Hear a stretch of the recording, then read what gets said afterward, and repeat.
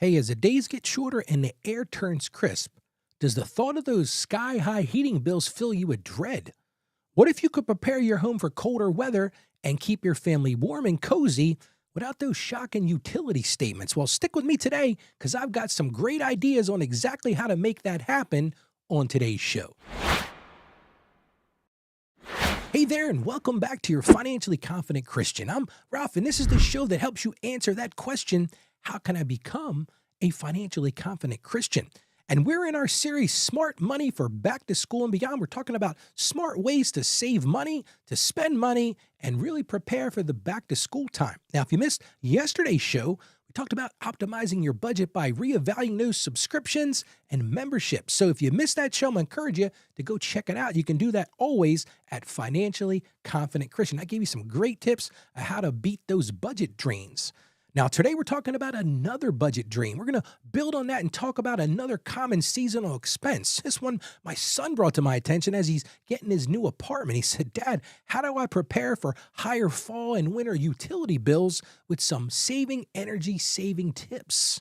Some savvy energy saving tips, in fact.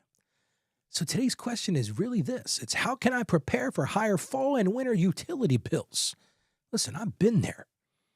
Summertime right now, at least it is where I am here on the East Coast, and it ain't too far away before it gives way to cooler temperatures, and all of a sudden you start hearing that furnace kick on, and you dread opening that first bill of the month. Your costs are skyrocketing to keep that house warm, and you face this burden of these unavoidable increased heating expenses that you've not really planned for.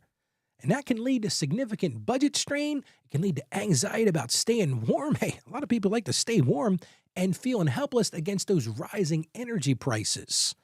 And this is a big source of stress for so many people, and it really forces you some tough choices between comfort and financial stability. That's the very conversation I had with my son yesterday. I said, you're going to decide whether you got to put some extra clothes on, maybe have that throw blanket out, or hike that thermostat up and watch that bill soar. Because here's the thing. High fall and winter utility bills are predictable. Hear me on that. You can predict this. But if you don't plan for them, they can be big time costly.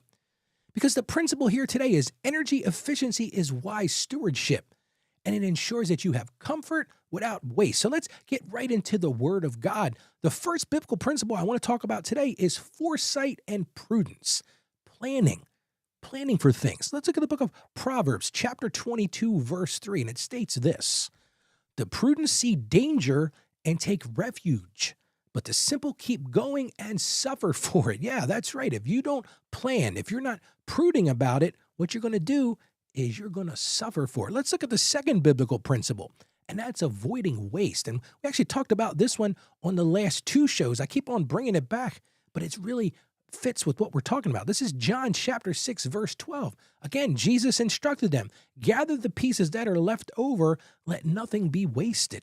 See, that applied to wasted food, that applies to wasted energy, and those wasted subscriptions that we talked about on yesterday's show. It applies right here again today. And the third biblical principle is preparing fields. I thought this one was perfect.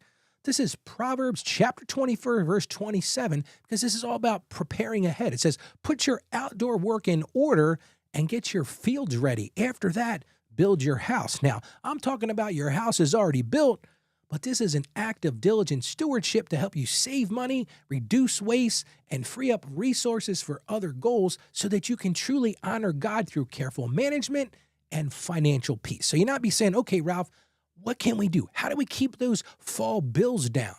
So the question is how to keep home warm and cozy without sky-high utility bills. And of course, I've got a solution for you. I'm going to encourage you to intentionally implement one or two simple, low-cost, energy-efficient habits in your home and do it now, so you can actively reduce those high fall and winter utility bills without sacrificing comfort. And in the end, hey, this proactive efficiency is going to give you financial peace. So here's your one action step for today with the goal to reduce those fall and winter energy bills. Hey, this is the first one.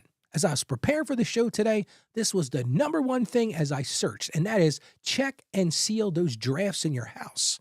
And this isn't very difficult to do. You can walk through your home and identify maybe one or two areas where you feel that draft. Maybe, you've got this draft around your windows, Or maybe you're like me, you're kind of in a little bit older house, and around those doors, man, you can feel that cold air just coming through.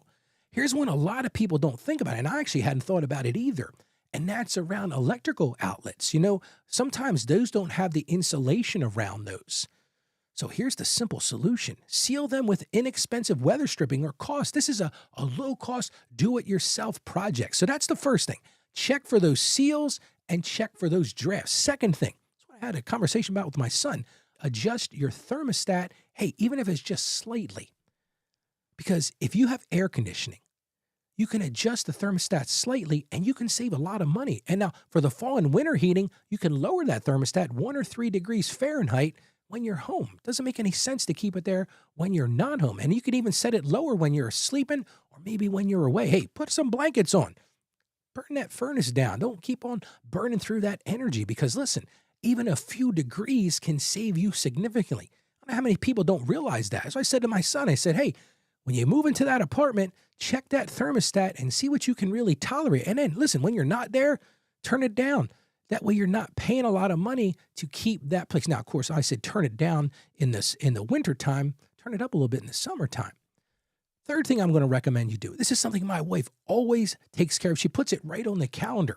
And that's check and change your furnace filter. A lot of people don't think about this one. So first thing is locate that furnace filter. Maybe you've got 1 or 2 vents, or maybe you've got 2 or 3 spots. Well, go and check those things. Check them for dust. Check them for dirt. And hey, replace them if they're dirty. My wife just replaces ours every single month. It's like clockwork. And here's the thing. It's easy, it's inexpensive, and it truly does boost the efficiency and air quality of your furnace. I remember one time my wife and I had just met, and I had this townhouse, and she moved in, and this is the way her mind works. She says, Ralph, did you check your heating system to make sure it's clear? I'm like, what are you talking about? Well, she says, well, Ralph, there's a vent in there. There's a filter that you need to change. Well, let me just be honest with you. I walked over to that. I pulled that thing out. Man, with the dust and the stuff on there, you could have created a blanket. Yeah, there's a mental thing, but it's so easy to do. It's inexpensive, and it will really boost your efficiency. And here's another pro tip. It'll keep your furnace from running away from you with cost and with repairs. Now, another thing you can do, and I remember when I was a kid, my grandparents used to do this. Some of my aunts and uncles would do this, is they would go around and make sure all the windows were closed. And then they did something even bigger than that. They would put this plastic window film. I remember them having a heat gun. As I can recall, a lot of them just use a hairdryer. And they'd put this film on the windows and kind of seal those windows in. Now, a lot of people also put heavy curtains. Curtains are kind of a big thing. My wife and I talked about this yesterday. Not a lot of people have curtains anymore, but those big, heavy curtains can help keep those drafts out. Because that's the whole thing. Keep the drafts out and maybe add some insulation.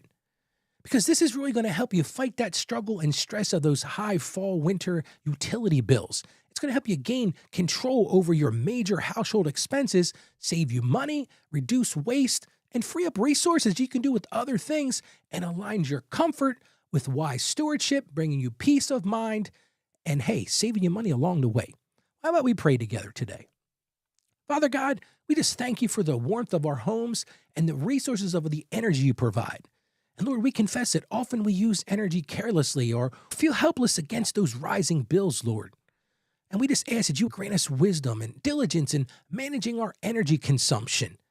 Lord, help us to implement simple, effective habits that save money and reduce waste. And guide us to be wise stewards of our homes, Lord, and the resources within them. And we just ask that our efforts would bring us comfort without those excessive costs and financial peace. And we ask this in Jesus' name. Amen. Listen, this is a pro tip.